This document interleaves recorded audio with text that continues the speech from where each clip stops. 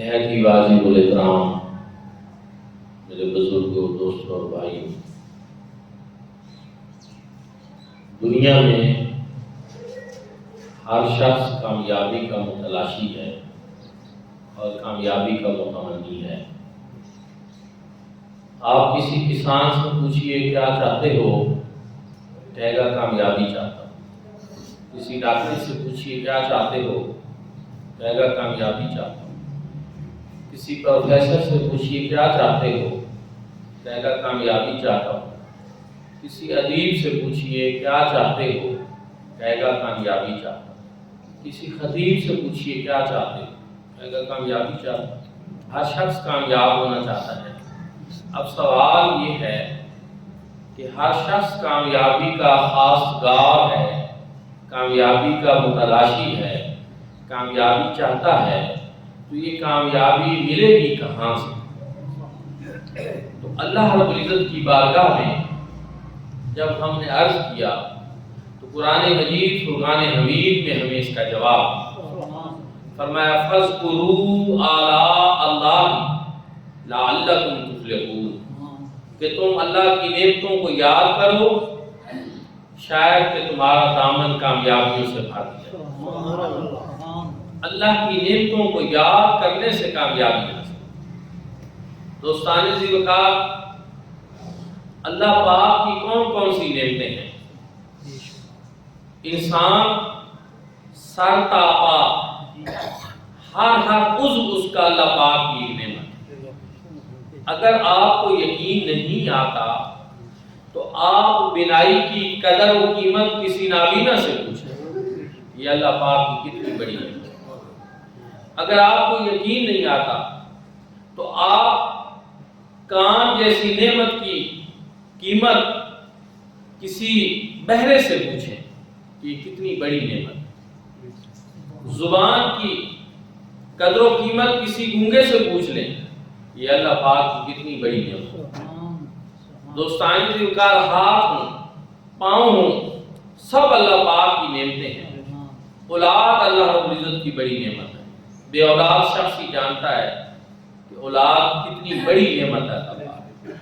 والدین اللہ پاک کی بڑی نعمت، یعنی کہ سر سے سایہ اٹھ جائے آپ ان سے پوچھیں کہ والدین اللہ رب العزت کی کتنی بڑی نعمت۔ الغرض ہمارے ارد گرد اللہ رب العزت کی بے شمار نعمتیں ہیں، یہاں تک کہ اللہ رب العزت نے قرآن پاک میں ارشاد فرمایا وَإِن تَعُدُّوا نِعْمَتَ اللَّهِ لَا تُحْصُوهَا کہ اگر تم اللہ کی نعمتوں کو شمار کرنا چاہو تو شمار نہیں کر سکتے۔ بے شمار اس کی نعمتیں ہیں، اور ان نعمتوں کا ذکر کرنے سے اللہ رب العزت خوش ہوتے ہیں، کامیابی ملتی ہے۔ کیوں؟ اس لیے کہ جب ہم ان نعمتوں کو یاد کرتے ہیں تو ذہن فوراً ان نعمتوں کو عطا کرنے والی ہستی کی طرف چلا جاتا ہے کہ کس نے یہ نعمتیں عطا کی ہیں، ان نعمتوں کو بنانے والا کون ہے اور ان نعمتوں سے نوازنے والا کون ہے۔ تو اس وجہ سے یہ نعمتیں، ان کو یاد کرنا یہ اللہ رب العزت کا شکر بجا لانے کا ایک طریقہ ہے اور ان سے کامیابی ملتی ہے۔ تو اگر دنیا کی عام نعمتوں کو یاد کرنے سے کامیابی ملتی ہے، ان کا ذکر کرنے سے کامیابی ملتی ہے، تو پھر حضور نبی کریم صلی اللہ علیہ وآلہ وسلم وہ ہستی پاک ہیں جو صرف اللہ کی نعمت نہیں، تمام نعمتوں کی جان، تمام نعمتوں کی اصل ہے اور نعمت عظمی ہے۔ پھر مجھے کہنے دیجئے کہ حضور علیہ السلام کا ذکر کرنے سے تو بدرجہ اولا کامیابی،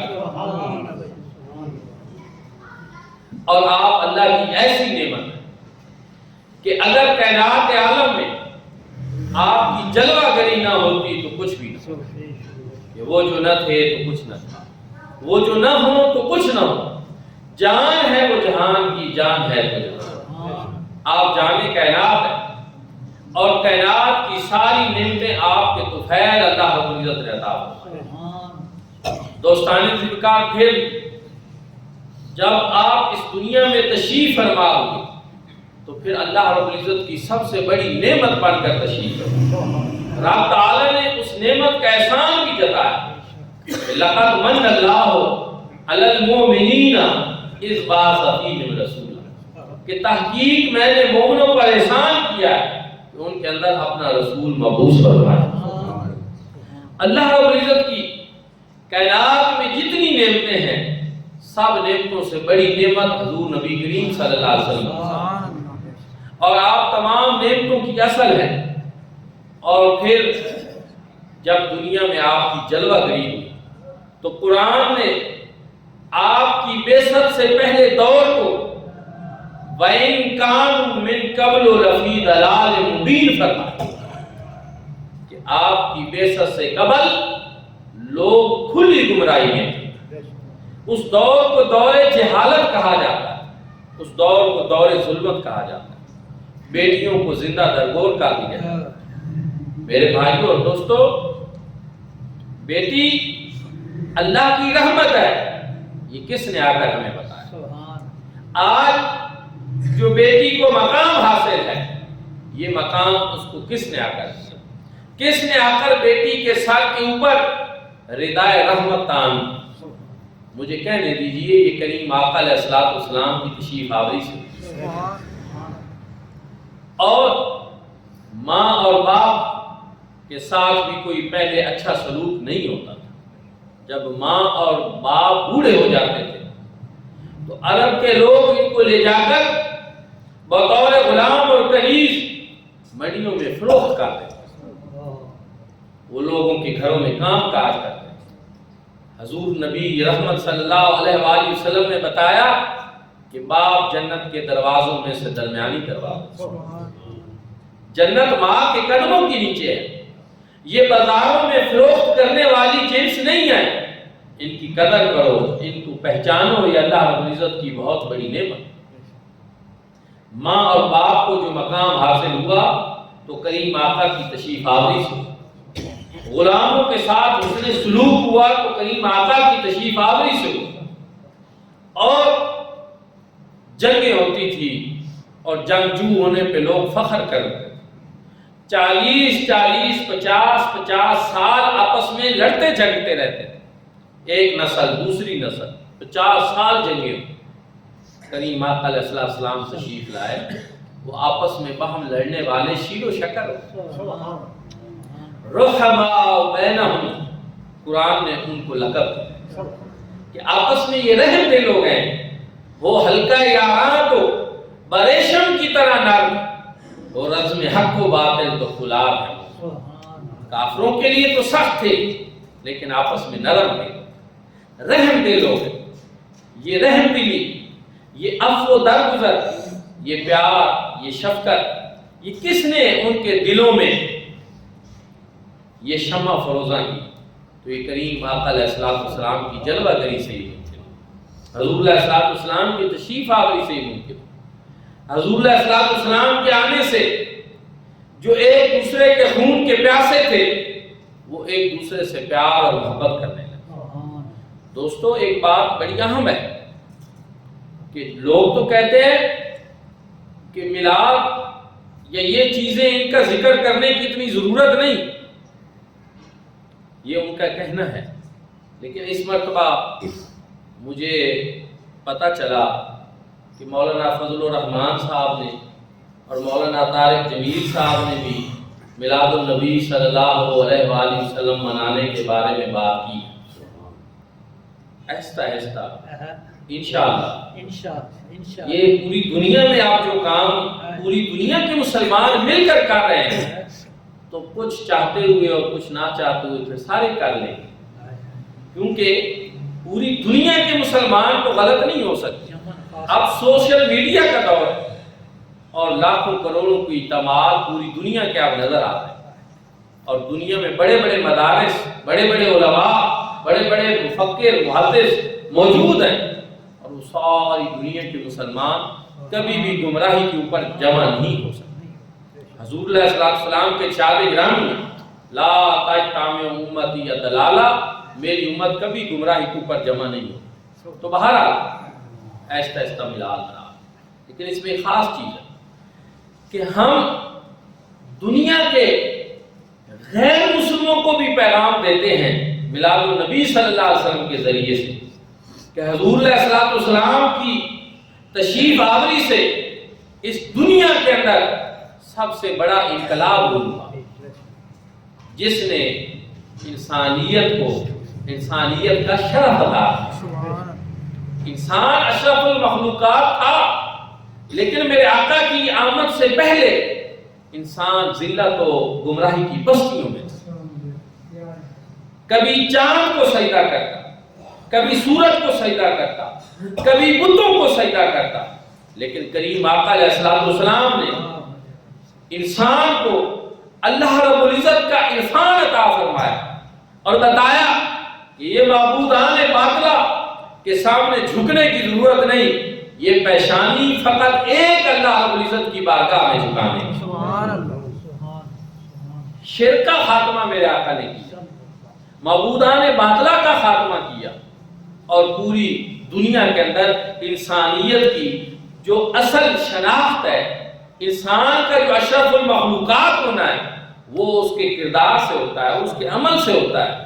حضور نبی کریم صلی اللہ علیہ وآلہ وسلم معلم انسانیت بن کر آئے, اور کریم آقا علیہ الصلوۃ والسلام نے اس بات کو بطور فخر بیان فرمایا کہ انما بعثت معلما, کہ مجھے معلم بنا کر تاکہ میں انسان سازی کروں, انسانوں کو انسان بناؤں. انسان تو پہلے بھی تھے لیکن درندوں میں اور ان انسانوں میں کوئی خاص فرق نظر نہیں آتا تھا. حضور نبی رحمت صلی اللہ علیہ وآلہ وسلم نے انسانیت کا شرف بحال کیا. وَلَقَدْ كَرَمْنَا بَنِي آدم کا تاج جو اللہ رب العزت نے جناب اولاد آدم کی سر کے اوپر سجایا تھا, حضور نبی کریم صلی اللہ علیہ وآلہ وسلم نے اس عزت اور شرف کو بحال کیا. اس طرح کریم آقا اس دنیا میں بھی ہمارے لیے اللہ کی بہت بڑی نعمت ثابت ہے. اس پہ یہ میں نے اشارہ کیا ہے, یہ توجہ دلائی ہے. یہ تو موضوع ایسا ہے کہ حضور علیہ الصلوۃ والسلام کے تشریف لانے سے دنیا میں جو تبدیلیاں آئیں اور انسان کو جو مقام اور مرتبہ ملا, اس کے اوپر وہ بیان کیا جائے تو کئی سال انسان بیان کرتا رہے, وہ سلسلے ختم نہ ہو. اور پھر صرف دنیا میں ہی نہیں, میرے آقا تو وہ ہیں جو قبر کے بھی ساتھی ہیں اور حشر کے بھی ساتھی. قبر میں بھی حضور شان لجپالی کا مظاہرہ فرماتے ہیں, حشر میں بھی حضور شان لجپالی کا مظاہرہ فرمائیں. آپ پڑھیں حدیث پاک کی کتابوں میں 3 سوال آپ نے سن رکھے ہیں کہ مرنے کے بعد سوال کیا جاتا ہے من ربوں کا, تیرا رب کون ہے؟ بندہ کہے گا ربی اللہ, میرا رب اللہ ہے. ما دینوں کا, تیرا دین کیا ہے؟ تو دینی الاسلام, میرا دین اسلام ہے. لیکن ان دونوں سوالوں کے بندہ جواب دے یا نہ دے, تیسرا سوال ضرور ہو.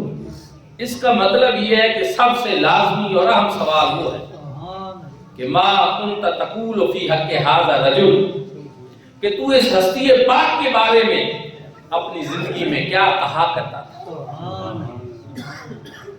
دنیا میں جب تھا تو تیرے خیالات کریم آقا علیہ الصلوۃ والسلام کے بارے میں کیا ہے؟ تو اس وقت جو حضور کا غلام ہوگا, جو حضور کا دیوانہ اور مستانہ اور پروانہ ہوگا, تو وہ عرض کرے گا کہ دنیا میں تو آپ نے اپنے آقا کا میلاد منایا, میں تو حضور کی عظمتوں کے گن گاتا تھا, میں تو حضور کی شانیں بیان کرتا تھا. کہیں یا ایھا المزمل کا تذکرہ کرتا تھا, کہیں یا ایھا المدثر کا تذکرہ کرتا تھا, کہیں لوگوں کو یاسین بتاتا تھا, کہیں طٰہٰ بتاتا تھا, کہیں والضحیٰ کا تذکرہ ہوتا, کہیں زلف واللیل کا تذکرہ ہوتا, کہیں مازاب کے کاجل کا ذکر ہوتا. حضور کی ثنا خوانی کرتا, حضور کی نعت خوانی کرتا, حضور کی شانیں بیان کرتا. اور کچھ عاشق تو ایسے ہوں گے وہ کہیں گے فرشتوں ہٹ جاؤ, آج ہم سے دور ہو جاؤ, آج ہمیں اپنے آقا کے قدموں سے لپٹ لے. ہم تو دنیا میں جیتے رہے, کسی انتظار میں جیتے رہے کہ کب وہ وقت آئے گا جب ہم قبر میں جائیں گے تو ہمیں اپنے آقا کا دیدار نصیب ہوگا۔ اسی لیے اعلیٰ حضرت عظیم البرکت نے کہا کہ جب میں اس دنیا سے چلا جاؤں تو میری قبر کو اتنا گہرا کھودنا کہ جب کریم آقا تشریف لائیں تو میں اٹھ کر بیٹھوں نہیں بلکہ میں کھڑے ہو کر حضور کا استقبال کروں، اور جب حضور آ جائیں تو میں ان کے قدموں سے لپٹ جاؤں اور فرشتے مجھے اٹھانے کی کوشش کریں گے تو پھر میں ان سے یوں کہوں کہ اب میں پائے ناز سے کیوں اٹھوں اے فرشتو، مر کے پہنچا ہوں اس دلربا کے بعد۔ یہ مقام اور مرتبہ کریم آقا کے غلاموں کو نصیب ہوتا ہے۔ اور اس کے اوپر میں ایک صحابی کا عمل بھی بتا دیتا ہوں تاکہ کوئی یہ نہ سمجھے کہ شاید یہ محض عشقیہ باتیں ہیں، حقیقت میں ایسا نہیں ہوگا۔ حضرت بلال حبشی رضی اللہ تعالیٰ عنہ کو کون نہیں جانتا، حضور کی محبت میں تڑپنے والے، حضور کی محبت میں آزمائے گئے اور ستائے بھی گئے۔ وہ بلال حبشی کشتہ عشق رسول، محبت رسول میں تڑپنے والے، وہ شام چلے گئے چونکہ مدینہ طیبہ میں اس لیے نہیں رہے تھے۔ میں پڑھ رہا تھا ان کی سیرت میں کہ ان کو جب وہ مدینہ طیبہ کے وہ باتیں یاد آتی تھی، کریم آقا کی موجودگی میں وہ اذان دینا یاد آتا تھا اور وہ نظارے جو ہیں وہ یاد آتے تھے تو وہ تڑپ جاتے تھے، اس لیے وہ شام چلے گئے۔ ان کا وقت وصال آ گیا، اور ظاہر ہے کہ جب بھی کسی کے اوپر آخری وقت آتا ہے تو اس کے لواحقین اہل خانہ اکٹھے ہو جاتے ہیں، اور ان کی بیگم بھی ان کے سامنے بیٹھ گئی اور رونے لگے کہ میرا شوہر مجھ سے جدا ہو رہا ہے اور یہ مجھے چھوڑ کر جا رہا ہے۔ حضرت بلال حبشی نے اپنی توانائی جمع کی، سر کو اٹھایا اور اپنی بیگم کو روکا کہ تو یہ نہ کہے کہ واہ حاضر ہو کہ کتنے دکھ بھرے لمحات آ گئے، کتنی مصیبت کی گھڑیاں آ گئی، بلکہ تو کہے واہ تارا باہو کتنے خوشی کے لمحات آ گئے۔ کیوں؟ اس لیے کہ ادھر میری آنکھیں بند ہوں گی اور ادھر میں سرکار کی بارگاہ میں پہنچوں، ادھر میں حضور کی بارگاہ میں پہنچ جاؤں اور میں حضور کا استقبال کروں۔ اسی لیے ایک شاعر نے بڑی پیاری بات کی، تو آج تو قبر میں بھی خوشی سے سمائیں گے نہ آسی، آج تو قبر میں بھی خوشی سے پھولے نہ سمائیں گے آسی، ہے آج کی رات اس گل سے ملاقات۔ کہ قبر کا تصور آتے ہی لوگ لرز اٹھتے ہیں، پریشان ہو جاتے ہیں۔